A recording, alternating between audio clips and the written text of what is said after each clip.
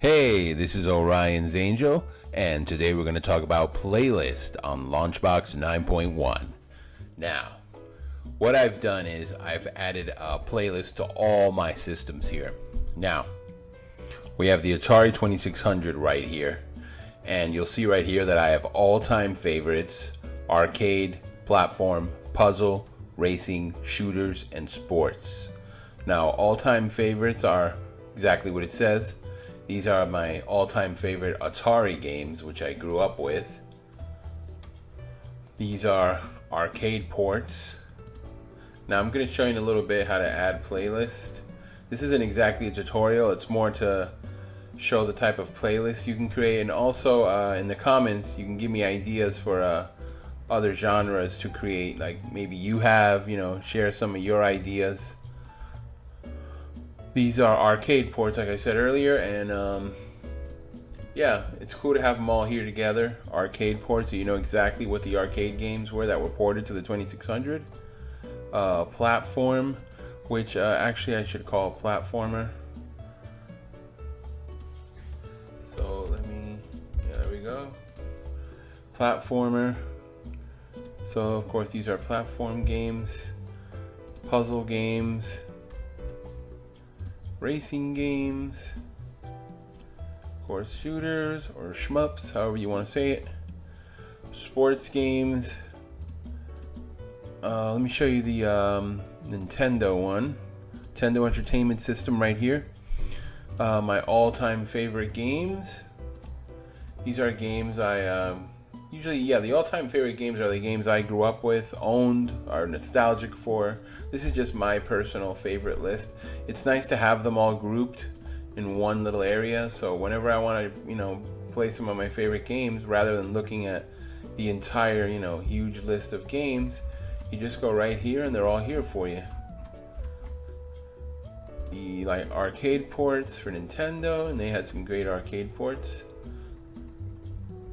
They weren't arcade perfect, but they were close enough. Fighting games, well, they weren't really fighting games, but I mean there are fighting in these games, but you know what I'm saying, they weren't like Street Fighter or anything. So Mario, of course Mario has to have its own playlist, its own genre as far as I'm concerned. It's nice to have all the Nintendo Mario games in one place. Now, movie games, this is based on movies. It has to have been a movie and then turned into a game. So yeah, none of these were very good, but it's still nice to have them all in one place. Platformer here. Nintendo had some great platformers. Puzzle games. I still have to go through a lot of these because I don't know if all the puzzle games have been added. Days of Thunder. Racing games, yes. RPG. Shooters. A lot of shooters on NES. Sports games. And TV shows. Which is interesting that NES had a lot of games based on TV shows. I put wrestling in here because, well, wrestling was on TV, so I count it as a TV show. And even though Three Stooges, it was in reruns a lot and on TV, so it's a TV show. I did the same for, you'll see I have Nintendo consoles all in one area. Now, I'll show you how to add, let me go to Sega consoles. Okay, same thing. I have all the genres here if you want to see my all-time favorite list of course, Altered Beast. I didn't get a Sega Genesis with the Altered Beast pack-in because by the time I got the Sega Genesis, I think it was 91, it came with Sonic, which was much better than Altered Beast. Although I do love Altered Beast. Welcome to your doom! It was a fun game. A little short. Blaster Master 2, nowhere near as good as Blaster Master on NES, which is probably my favorite game on the NES, Blaster Master. Burning Forest. This game has some amazing music. California Games was great on the Master System, but improved on Sega Genesis. Of course, Castlevania Bloodlines. I mean, great game, great Castlevania game if you haven't played it. This one's nice. This I love RC Pro Am on NES, and this just took it and made it even better. So great game. Devilish. Devilish is a weird game. It's like Breakout, but the screen scrolls up, and the story's pretty ridiculous. I think if I recall, a prince and a princess get turned into paddles. Yeah, like pong paddles, and they have to hit a ball. But the reason I love this game so much is, and you might not know this, it easily has some of the best music ever heard on the Sega Genesis. I mean, it is absolutely unbelievable, the music in this game. Echo the Dolphin, I love that. Weird game at the time when I played it. Eternal Champions, this was their answer to Street Fighter and Mortal Kombat. It never really took off though. Forgotten Worlds, great game, great music too. I really love the music in games, in case you can't tell. Ghouls and Ghosts, incredibly hard game. That's one of the first Sega Genesis games I ever saw, was Ghouls and Ghosts on a Nickelodeon show, which I'm trying to remember the name now. It's on my YouTube videos. I don't know why I can't remember that. That's where I first saw it. And Golden Axe, another great arcade. Of course, the arcade ports on the Sega Genesis were just incredible. And very close to the arcade. It was the first time that it ever happened back then. So, Clax, nice puzzle game. Landstalker, cool 3D type. It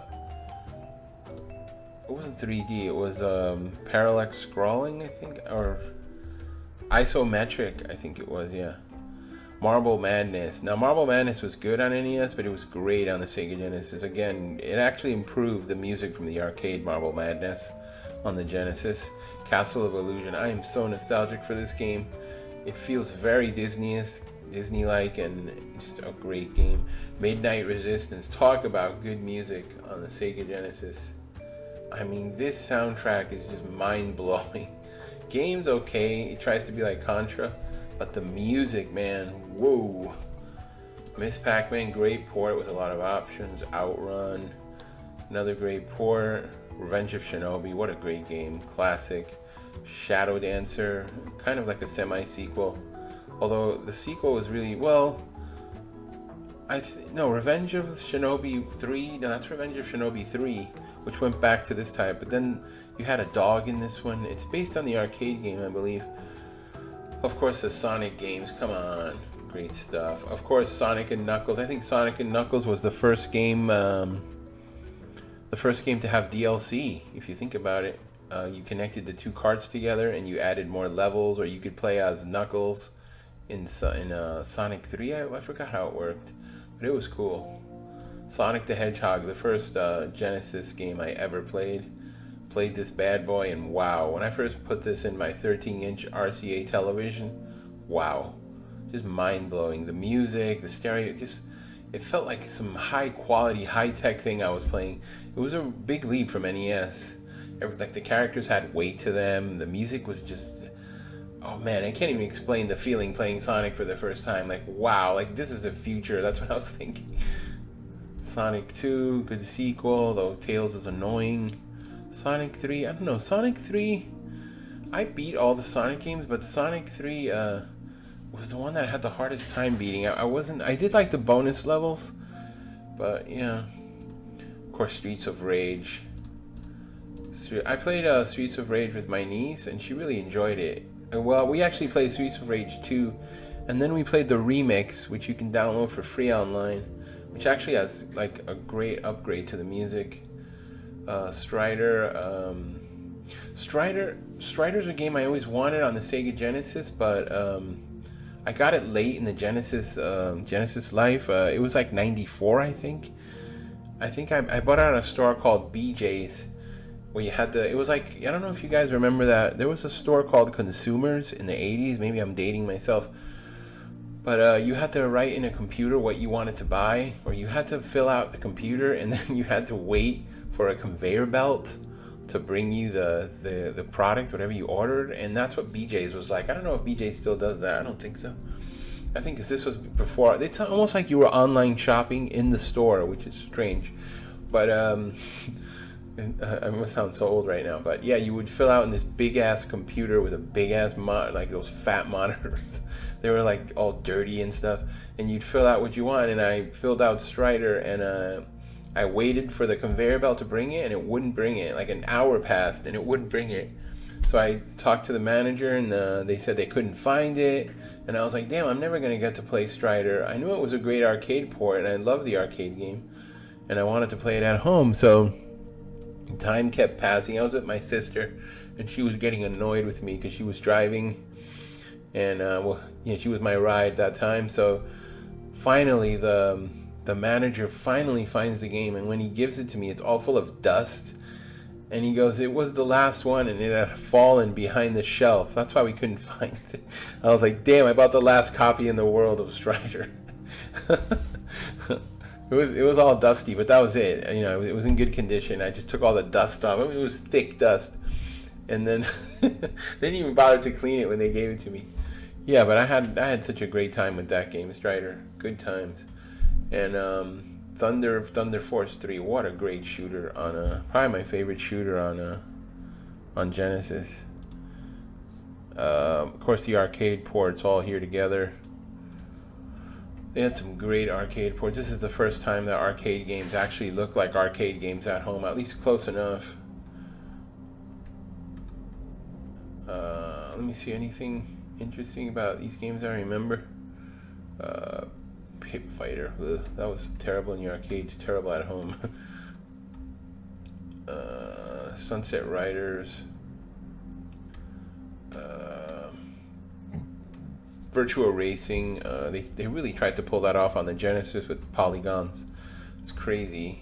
It looks pretty bad. And the fact they even tried Virtua Fighter 2 on on Genesis is ridiculous. But you know, kudos for trying. Fighting games. They had some pretty good fighting games on the Genesis. Not the best, but you know, they had Shaq Fu. Who didn't like that? Splatterhouse too. Technically these aren't fighting games. Oh, here we go again. Why does it keep putting the why does it keep putting the Japanese box? Or was it only released in... No. It was released in America. I want the American box. Oh, forget it.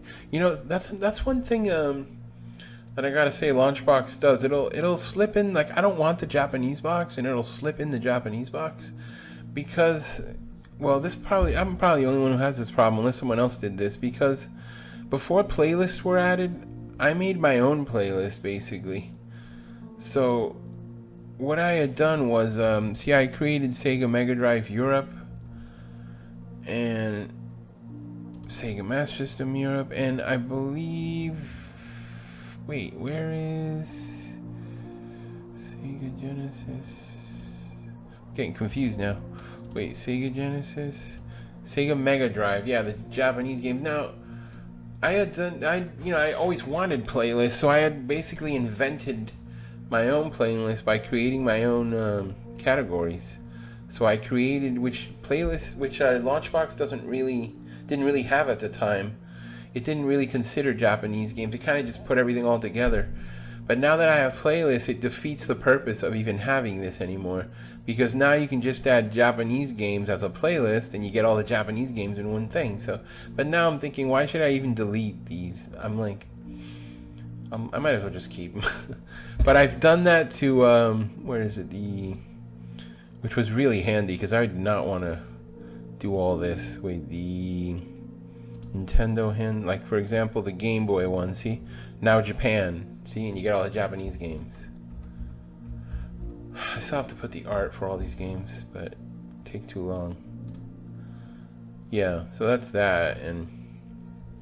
But let's go to Super Nintendo. Same thing, my all-time favorites for Super Nintendo, and I got some great and I'm just gonna say it right now, the Super Nintendo is my favorite old school system. I mean, out of everything, I'm talking about from Atari to like what would be the last like real N64? Maybe the last real, like, well, maybe it ends at the 16-bit era because it's pre-polygon. But I would say Super Nintendo is my favorite console of all time in terms of like retro consoles. Yeah. I think the second game I ever played was ActRaiser. What a great game, great music, just hella impressive. I mean, come on. Axley using that mode 7, another great game. Battle Cars, great music on the Super Nintendo. Listen to the music in this game. It is just awesome. It's like an F-Zero ripoff. Contra 3, I just have a lisp. Contra 3. Contra 3, another great game with great music, of course, hard as hell, but great music. Cybernator, more great. You know, I could say great music about all these games. Cybernator is a good game. Demon's Crest, which is like a spiritual sequel to the Ghosts and Goblins, Ghouls and Ghosts series. Donkey Kong Country, come on. I mean, when you first played this game, wasn't it amazing? It had like CD music on a cart. It was amazing. Still some of the... I would probably say this is the best music ever done on the Super Nintendo. At least close to it. A lot of people would probably say Chrono Trigger or something, but... I'm not talking about... Well, maybe I am. Melodies. I'm talking about the sound coming out of the system, but anyway. Mega Man 7, my second favorite Mega Man game after Mega Man 2. My favorite, I would say one of my favorite soundtracks on a Mega Man game is Mega Man 7, although I do love the Mega Man 2 soundtrack. Who doesn't? Pilot Wings. Oh man, Pilot Wings to me is like synonymous with the Super Nintendo. I mean, how can you... I mean, to me, when I first think of the Super Nintendo, I think of Pilot Wings. It's like linked to the system. It's so nostalgic for Pilot Wings. That's why it was so upsetting to me that it wasn't included in the Super Nintendo Classic. I thought it was definitely going to be in there, but oh well. Space Megaforce, great shooter, utilizing Mode 7. Star Fox, come on, who doesn't? I remember playing Star Fox. I got the game really late, and I didn't get to play it that much. I think it was like midnight, and I had to go to bed. And then it was Friday night. I think I woke up Saturday morning to play it, and oh my god, what a great feeling playing Star Fox for the first time. The polygons, the music. I mean, I knew even then the graphics weren't the best, but there was something special about this game. Street Fighter 2, come on. I remember when I first saw images of Street Fighter 2, the arcade game, in EGM magazine, and I was like, wow, like the graphics are just amazing in this fighting game. Like, I gotta see this in the arcades, and I saw it in the arcades, and I remember telling my cousin, like, they're never gonna be able to do this on the Super Nintendo. It is too, I don't know why, I was like, this is too powerful, the arcades. Then I saw images of the Super Nintendo version in EGM magazine, and I was like, it's basically the same game. Are you kidding me? Are you kidding me? Even though if you look at it today, it's not identical to the arcade. It's very close. The sprites are a little bit smaller on the characters, things like that, but nothing that's like major. But yeah, you can actually see the video of when I bought this game, at least partially the video with my cousin there, where I buy it. I bought it for like $74.99 at KB. I had rented it already, but it was one of those games that you rent and you're like, I gotta buy this, I gotta own this. Yeah, and you can actually see in another video, my cousin is playing, in one of those videos where I put footage of my room. You can actually see my, you can see my cousin playing, he used to always get pissed at Street Fighter 2 at Bison, because he's had problems beating Bison, but anyway, that's another story. And Super Castlevania, my favorite Castlevania game. I mean, this game is such a beautiful game on Super Nintendo. The feeling you get when you play this game, the music, very nostalgic for Super Castlevania 4. Just a great game. Super Ghouls and Ghosts, one of the hardest games ever. Never could get past this game, but hell, I tried when I rented it because I love the graphics and music so much. I just wanted to keep going. Like, oh my god, so much trial and error, an annoying game, just an annoying game. I recently made my well, not recently, like a year ago, I made my niece play this game, Super Ghouls and Ghosts, and I said if you can beat the level, I'll give you $50 or something like that. And she couldn't beat the first level. She got frustrated. Super Mario All Stars, I believe. If I recall, Super Mario All Stars, the first remaster of any game, where they took a game and they were like, let's remaster it, which is now they do every year they have remasters. This was great. Blew my mind at the time that they would remaster old games, and I was like, wow, I'm gonna be playing versions of old games, but now with better graphics. At the time, I was like, that's mind blowing. This game I bought on the first day, Super Mario All Stars. You had to. And I beat them all. I beat all the games on this one too, and the NES one. So great times. Super Mario World. Well, a lot of people say this is the best Super Mario World, and that's fine. I mean, I can understand why. It's a great game, but for me, it's always going to be Super Mario Brothers 3. It's just more, to me, it's more Nintendo-like. I can't explain it. It gives me like that Nintendo feeling, and it's more colorful, the variety in the levels. It's a quintessential like Super Mario game for me. I don't know why, but it just is. Super Metroid. This is one of those games I've always had a love-hate relationship with, because either I do really bad or either I do really good or bad on it. I don't know, but I still love the feeling of this game. So Super Punch Out, because I love Punch Out. Street Fighter 2, Turtles in Time, great arcade port. Tiny Toons Adventure. Oh, this is a great game. Music in this game also. Some of the arcade ports. They had some great arcade ports too. Of course, Dragon's Lair isn't a good arcade port, but you can't do that at home. And Magic Sword. A lot of good games here. This isn't really Super Ghouls and Ghosts isn't really a arcade port as more as it is like I would say like a remix of Ghouls and Ghosts. Fighting games. Yeah, they had some good fighting games. Final Fight 2. I don't think that was in the arcade. I don't think Final Fight 3 was in the arcade either. So that was pretty cool, because you had these exclusive games you could only play on Super Nintendo. Killer Instinct, another good arcade port. Oh, of course, Shaq Fu. Tournament Fighters, Teenage Mutant Ninja Turtles, that's cool. Super Street Fighter 2, another game I thought they weren't going to be able to do on the Super Nintendo for some reason. I was like, oh, now they got to add 4 more characters? They're not going to be able to do it. They did it. Oh, I have a terrible story about, I paid $79.99 for WWF Royal Rumble. Man.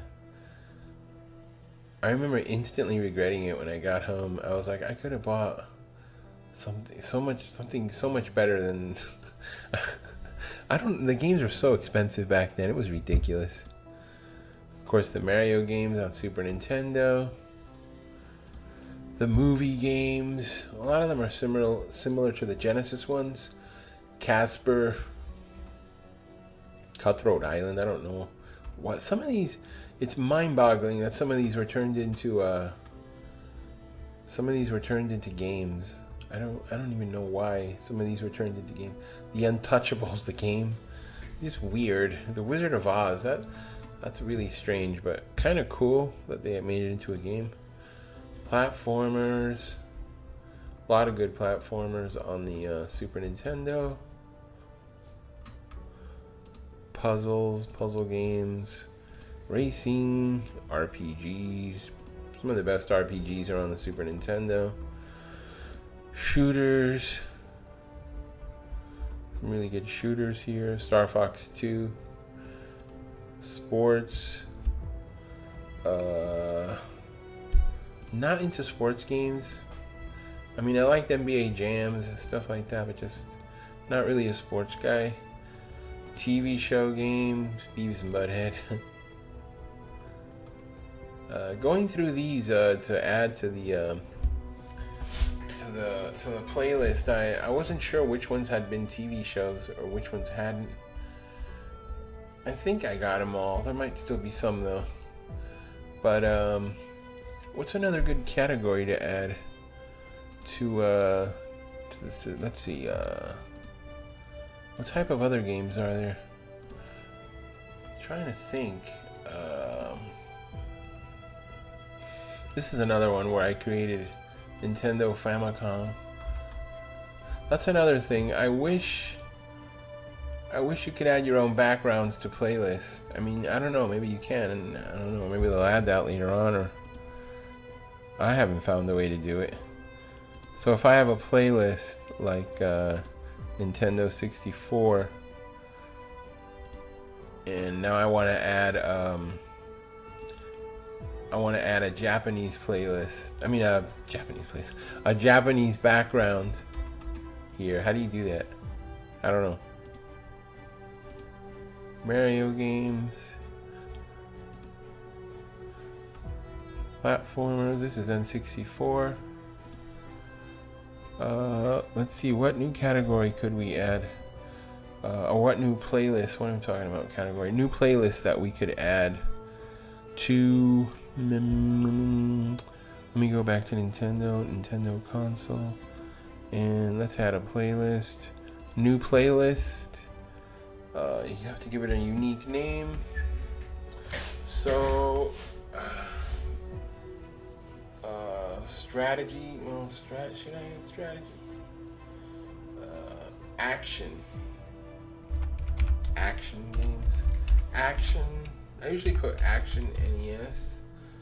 Then down here I'll put like action. Then you go to auto populate. Here you put platform is equal to Nintendo Entertainment System. You want it to be the same name as the category.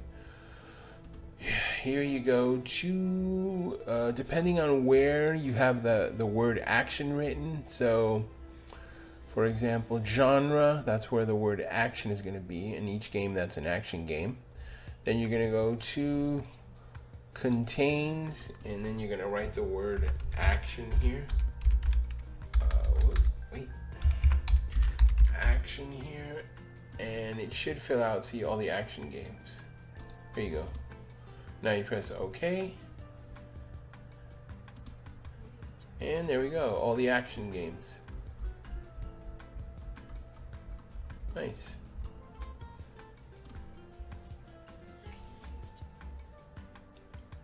Okay. Now I have Mattel. The only Mattel console is in television.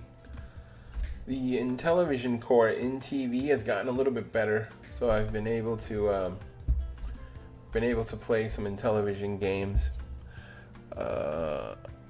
Intellivision was always like the first console war. Like I had Atari and my neighbor had Intellivision, and we'd always fight about what was the better system.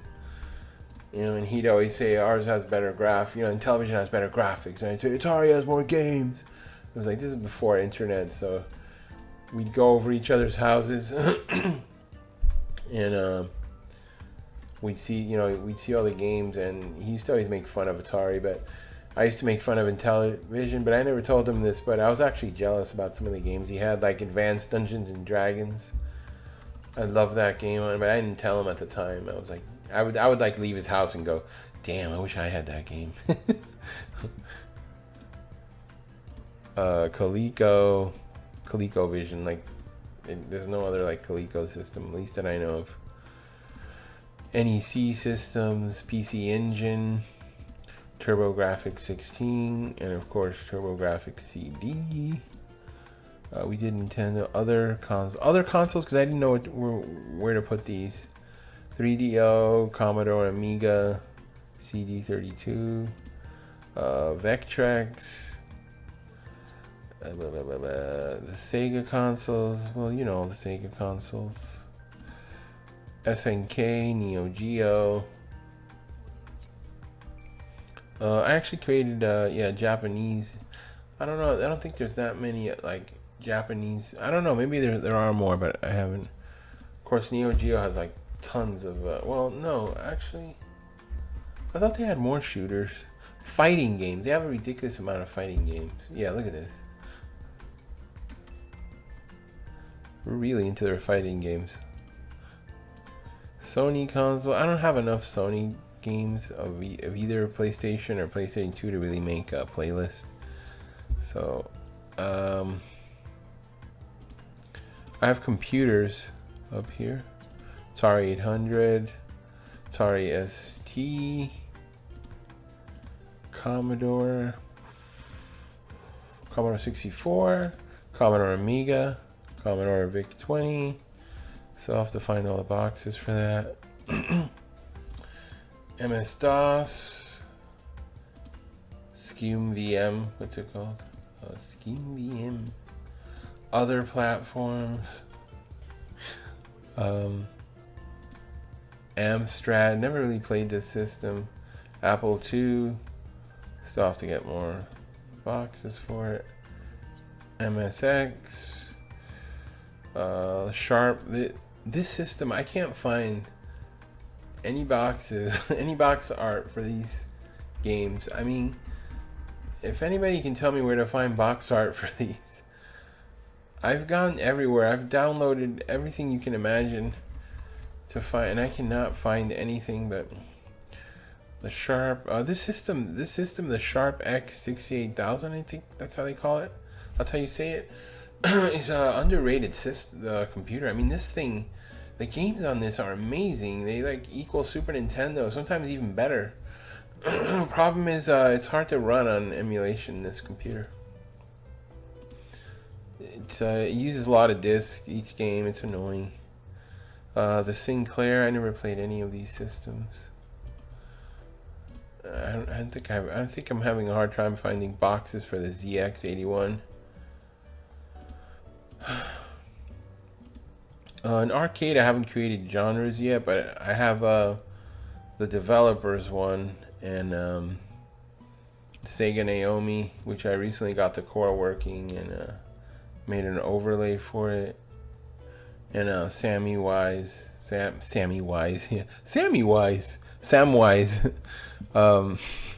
Sammy Adam is Wave. I never understood how Sammy Adam is Wave. What a weird name. This game doesn't have that. I mean, this arcade engine doesn't have too many games, but they are good. Sega Classics. Let me see. Cave. That's a weird name. Let me go to Atari 5200. This system I'm very nostalgic for.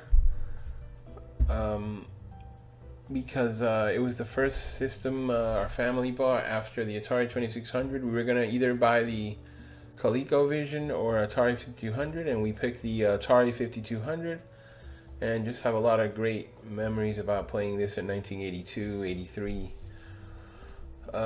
Yeah, the controller always broke, you guys know that, and but when the controller was working, the games were actually awesome games. I used to always have to order the controllers through the mail from Atari later on, like in 85. This is when during the video game crash, the only system I had was Atari, but Atari Atari wasn't really supporting the 5200 by this point that much.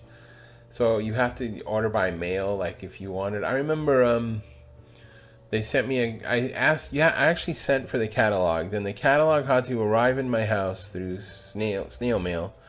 I would get the catalog, and then there you could order it was like a cheap printed catalog, like somebody printed in their house or something.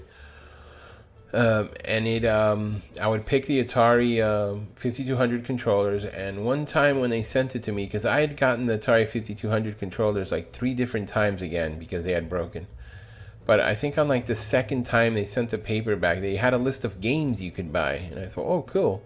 Some games you could buy. I'm looking through the list, I see Gremlins, and I'm like, Gremlins? What the heck? So I'm like, they had a game called Gremlins for the 5200, and so I ordered it, and I got it, and it was cool because I think it was 85 or 86 at this point. So I hadn't played a new 5200 game in a long time, and it was actually not a bad game. It was like, look, I think it was a bad game actually. Yeah.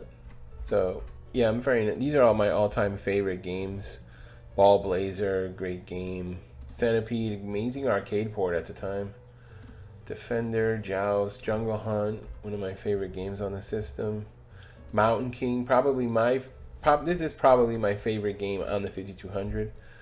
I remember when I first made it to the top of the mountain, I freaked. I'm like running all over the house. I made it to the top of the mountain. I made it to the top of the mountain.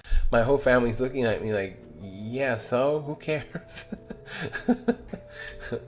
But this game, unfortunately, I wasn't home or something. I was out with my friends, and my sister was cleaning the house, and I got into the house, and I saw her on the floor sweeping up my game of Mountain King, shattered into pieces. Even the chip inside was cracked in half, and she's sweeping it up. And I'm like, what happened?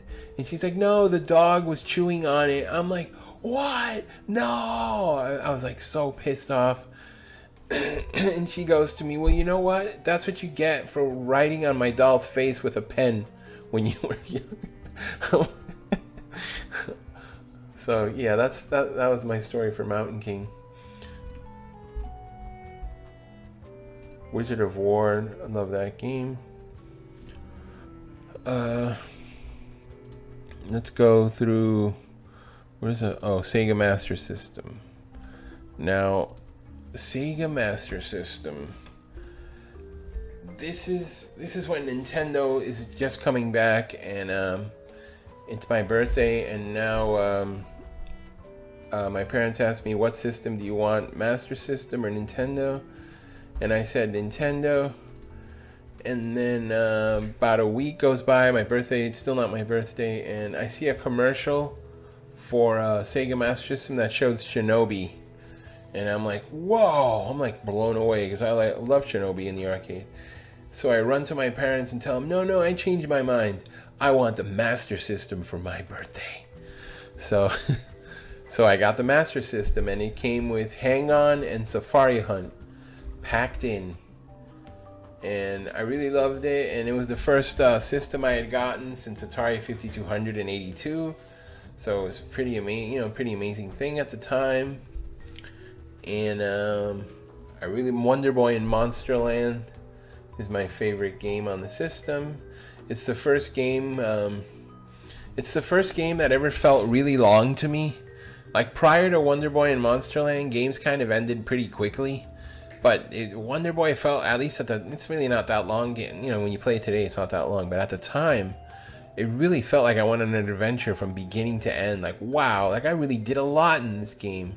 Like, this was a great, like, little adventure here I went on. That was the first game I really felt that. So I'm very nostalgic for Wonder Boy and Monsterland.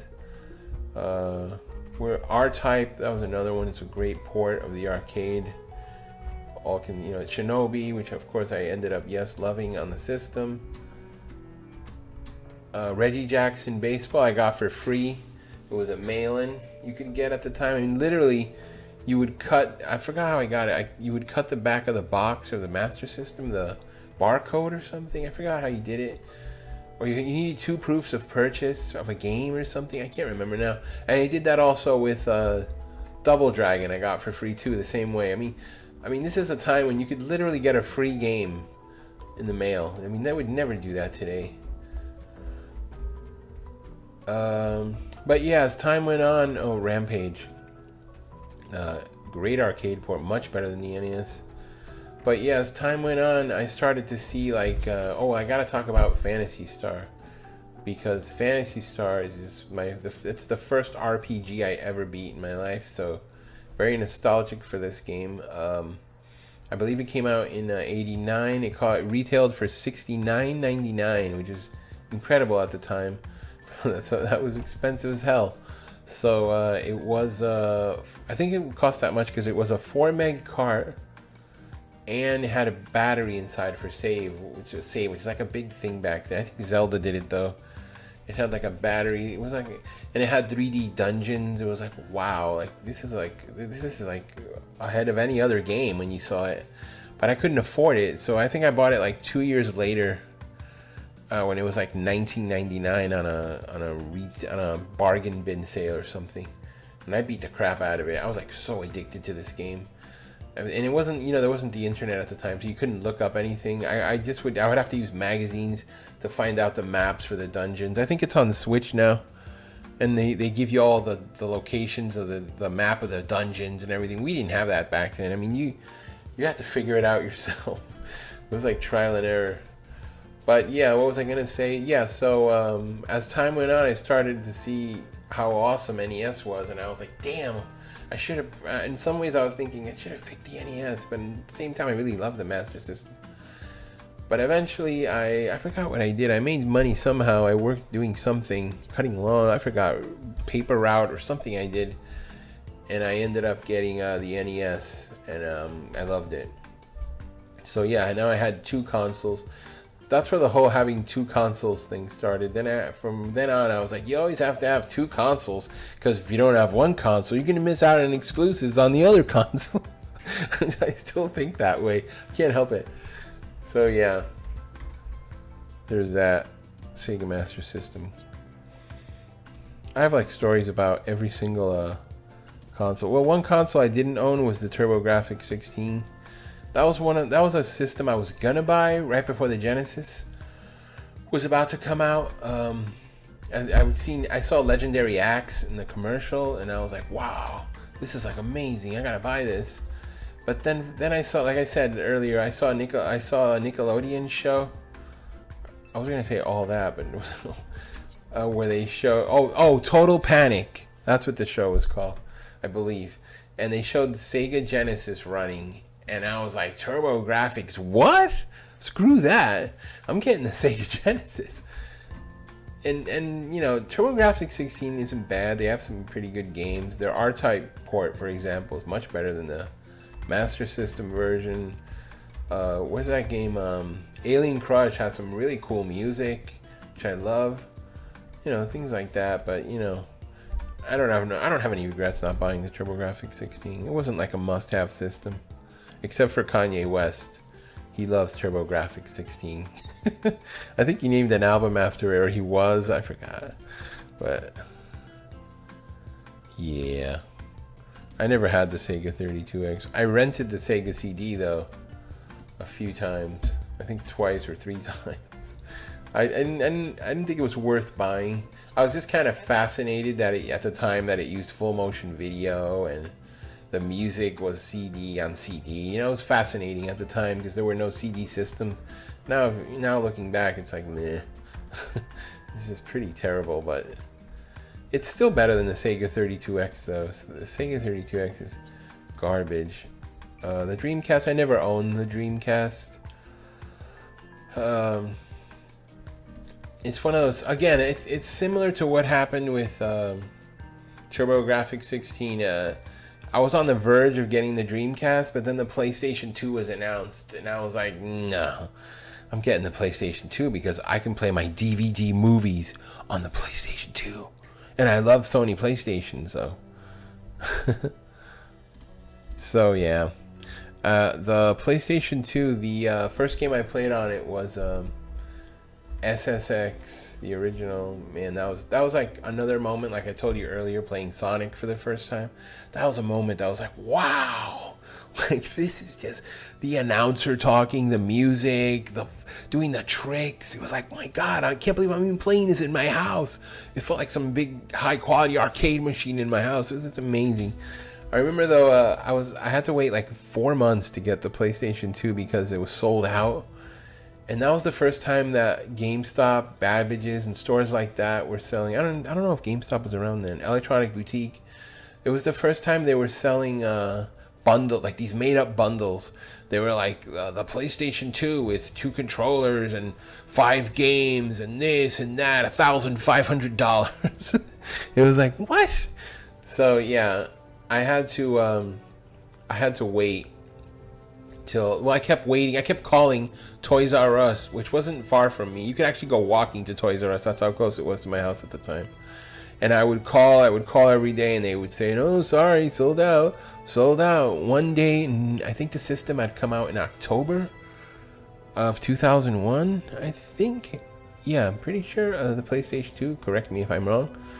And I got it in February, and one day I called, I think it was a Saturday, I called Toys R Us, and I said, "Do you have PlayStation 2? And I think a Cuban lady answered me, and she said, "Hello?" And she said, PlayStation 2.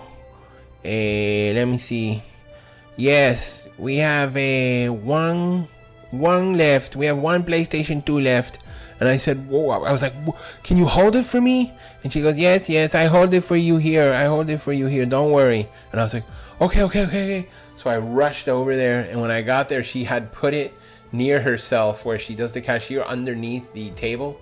And she pulled it out, and she goes, "Here you go." And she goes, "Here you go." And I was like, whoa. I was like, and I want to get a game for it, I said, because they had him behind the glass. And I said, I knew I wanted SSX. I go, SSX. And she grabs it, and she goes, "Here you go." And I go, oh, man. I was like, what a great day. Was that blue box from the PlayStation 2? Man, I love unboxing new consoles, that feeling you get. Yeah, good times. The PlayStation, I'm going backwards here. The PlayStation, let me see. I rented the PlayStation with Tekken, I believe Tekken, Ridge Racer, and Wipeout, I think, at the time. I can't remember. But yeah, that was another one. The music, when you put these games on, you were like, I'm playing the arcade at home now. It's just mind-blowing time. Crash Bandicoot. I made my niece play that. She enjoyed it. I think we have a video on it. And I love Jumping Flash. I don't know why people are giving it crap for being on the classic system. It's got some fun music. I don't know if I would have done that classic one. It would have definitely had Klonoa, Soul Reaver. What else would I put on it? Of course, the Crash Bandicoot. How can you not have Crash Bandicoot on it? Or do they have Crash Bandicoot on it? No, they didn't include Crash Bandicoot, right? Battle Arena Toshinden. This is a game I saw. Actually, this takes me back to, I saw the PlayStation for the first time ever. Okay, here we go again. I was going to buy the Sega Saturn. This is like the other stories again. I was going to buy the Sega Saturn because I wanted to play Daytona at home, because the arcade to me was mind-blowing, that game in the arcades. So I was hell-bent on buying a Saturn to play Daytona. So I go to a store. I don't know if you guys remember this store. It was called Incredible Universe. It doesn't exist anymore. This is like 95 or 95. I forgot. 94, 95. And I see Ridge Racer running on it. And I was like, oh my God, that looks just like the arcade. But then I saw Battle Arena Toshinden running. And I was like, look at that 3D fighter. That looks amazing. Right there and then I was like, I'm getting the PlayStation. Screw the Sega Saturn. Yeah, so that's my memory of Battle Arena Toshinden. I don't know if I would have included it, but I would have also included, they kind of should have included Parappa the Rapper, but they included R-Type 4 instead of Ridge Racer. Ridge Racer! They should have included Soul Blade. Personally, I like Tekken 2 better than Tekken 3. I like the music. I'm more nostalgic. And how are you not going to include Tomb Raider? Come on. They should have included at least the first Tomb Raider game. Come on. That's so nostalgic for Tomb Raider. Come on. It took me like a month to beat Tomb Raider back in the day. It was one of those games where I thoroughly enjoyed, like I took my time and really just like going through a whole month playing Tomb Raider. And I recently did that with Red Dead Redemption 2. It took me like over a month to beat, and I was fine with that. And like I felt like I'd lived in the Old West for like a month. All the stuff I saw and heard, and all the stuff that happened. Red Dead. That's another story, but Red Dead Redemption 2 is such a great game. So yeah, that's PlayStation. I've never been a big fan of handheld systems. There's something that defeats, to me, there's something that defeats the purpose of playing a game on a tiny screen. Because to me, video games are something big and epic that I have to be playing. I have to like be inside the game, and then when it's on a little tiny screen, it kind of defeats the purpose for me. You know, I know some people, you know, a lot of people like handhelds, and that's fine. I have nothing, you know, against these people. But I have something against some people though. I'm against, I'm against people that pronounce Galaga. Yeah, you can't be my friend. If you pronounce Galega, you can't be my friend. And if you pronounce gapless as gaplus, you can't. I don't want to know you. I'll disown you. That's just a pet peeve of mine. Don't ever say Galega or gaplus ever.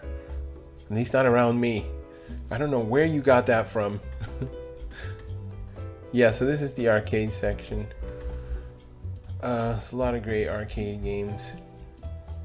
So yeah, I'm still gonna do more realistic arcade bezels. I know that's what you guys want. And if they're supposed to be releasing a core for the Model 2 and Model 3 on RetroArch, if they do that, I'll create an overlay for the Sega Model and Model 3 engine if they do that, because that's coming according to the Bretta.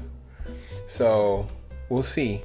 That'll be awesome. So yeah, so that's it for now. Thanks for going down memory lane with me, and I hope you learned a little something about creating playlists. And remember, if in the comments, if you know of any type of other genres to create, or have any other comments to make, please let me know, and I'll respond to you. So anyway, guys, thanks for watching. This is Orion's Angel, and I'll see you guys next time. I just realized I sound like Happy Console Gamer. Oh, I'll see you guys next time. Woo. No, no. Anyway, bye, guys.